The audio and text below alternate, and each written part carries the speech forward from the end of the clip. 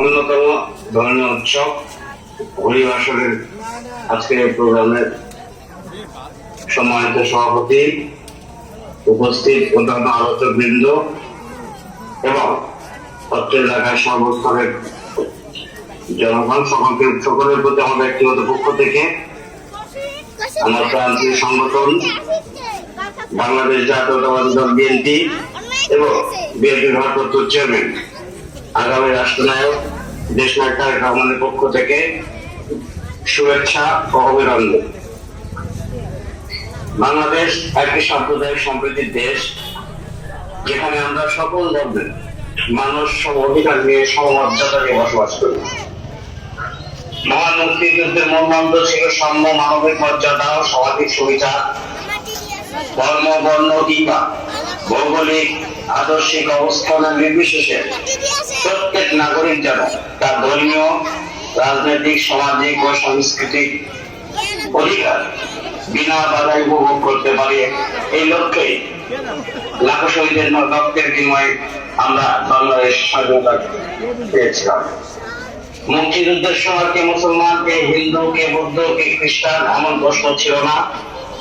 তাই স্বাধীন বাংলাদেশ তথাকথিত সংখ্যাগুরু বা সংখ্যালঘু দিয়ে চিন্তার কোনো অবকাশ নেই। প্রত্যেকটা নাগরিক তাদের সমান অধিকার ও সম স্বাধীনতা ভোগ করবে, এটাই বিএনপি রাজনীতি, এটাই বিএনপির নীতি। আমরা বিশ্বাস করি দল মত ধর্ম যার যার, কিন্তু রাষ্ট্র সবার। নিরাপত্তা পাওয়ার অধিকার আমাদের সকল।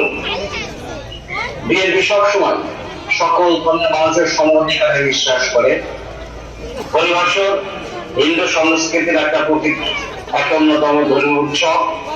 এখান থেকে হিন্দু ধর্মের প্রকৃত ইতিহাস মানুষ জানতে পারে এবং সমাজের প্রতিটা মানুষের মধ্যে সম্প্রীতি বৃদ্ধির মাধ্যমে সামাজিক মূল্যবোধের উন্নয়নে এবং সমাজ পুনর্গঠনে